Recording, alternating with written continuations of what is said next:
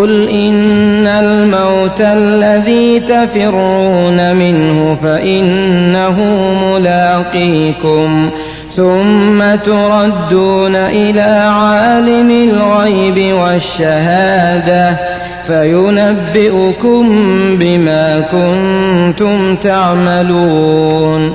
يا أيها الذين آمنوا إذا نودي للصلاة من يوم الجمعة فاسعوا إلى ذكر الله وذروا البيع ذلكم خير لكم إن كنتم تعلمون. فإذا قضيت الصلاة فانتشروا في الأرض وابتغوا من فضل الله واذكروا الله كثيرا لعلكم تفلحون.